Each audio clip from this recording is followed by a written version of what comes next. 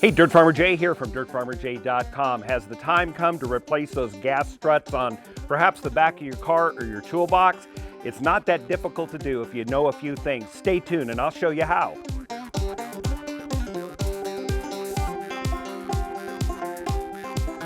Hey, Dirt Farmer Jay here from dirtfarmerjay.com. Today we're going to show you how to replace the gas struts or the gas springs that are commonly found in devices such as toolboxes, office chairs, and as you see right here on our car. Well, these struts have been in service for well over a decade. They've done a lot of work, but it's time to replace them. And how we know it is when it gets cold, the gate doesn't stay open very well, or it doesn't lift as fast, and so it's just time to replace them. Now, these work by compressing nitrogen gas using a series of valves in the cylinder, as well as the piston that rides back and forth. And in case you're worried about it, nitrogen is the most common gas in the atmosphere we breathe, accounting for 78%. So it's a great use of a natural resource. Now, I was able to easily order these replacement struts from my friends at liftsupportdepot.com. And they knew exactly with their online application tool for what I was using for what model of car, and I was able to get this replacement strut. Now, if you think that you can simply grab these and push them together, if that happens, you've got a defective one because these are incredibly strong. So if I try to push them together, you can see there is no movement whatsoever. And in case you think I'm faking it, hey, take a look at that.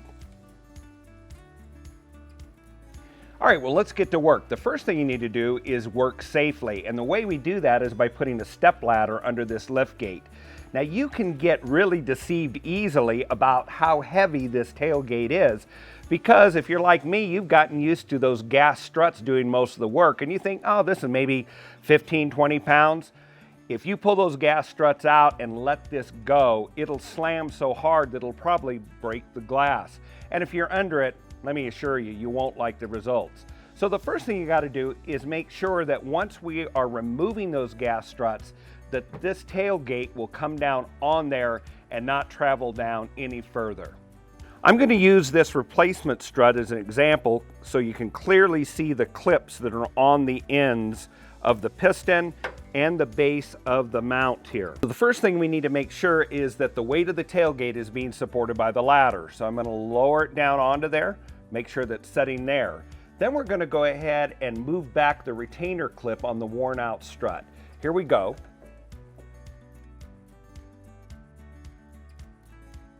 This may take a little bit of prying, gentle prying. Be careful not to scratch.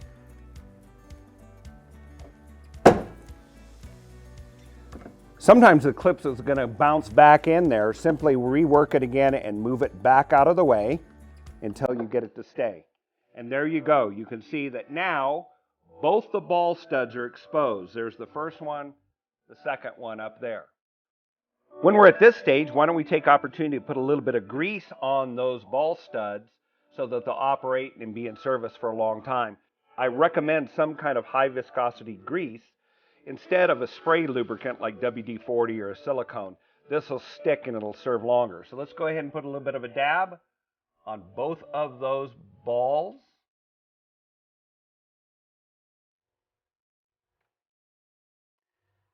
And as you can see, it's nice and sticky. It stays right in place. We'll clean up, and let's go in and install the replacement strut. As you can see, I've gone ahead and moved the retainer clips back out of the way while I have it out here instead of up against the car. It makes it a lot easier. But let's go ahead and install. You can install either end, but I generally like to start with the one that's on the car body itself instead of the gate.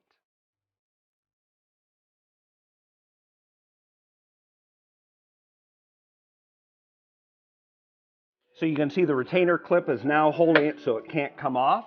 We'll simply move the head around, change the orientation till it's in line.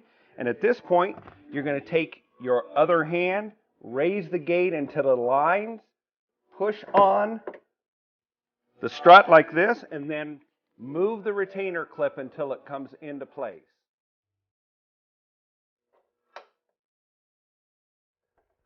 Well, there we go. Now, I want you to notice something, and that is the lifting power of this new strut. Let's take a look over here and see how naturally how much it is raised. If you remember that just a few moments ago, we easily were able to set that down and just let it sit there. Watch what happens now. That is lifting so much power that we have greatly improved the pressure upward just with one strut. Now what we're going to do in just a moment is just step and repeat and do that on the other side. And it's the same exact process, everything's mirror set, and once we're done, we have a great replacement system that'll last many years.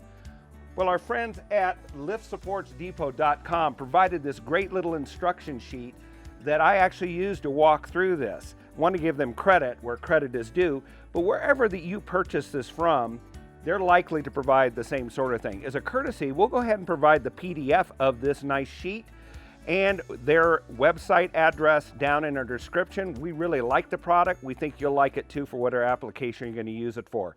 Hey, if you found this video to be helpful, won't you like it? And better yet, why don't you subscribe to our channel for other great tips around the kitchen, out in the shop, and in the yard. Until the next time, this is Dirt Farmer Jay from DirtFarmerJ.com.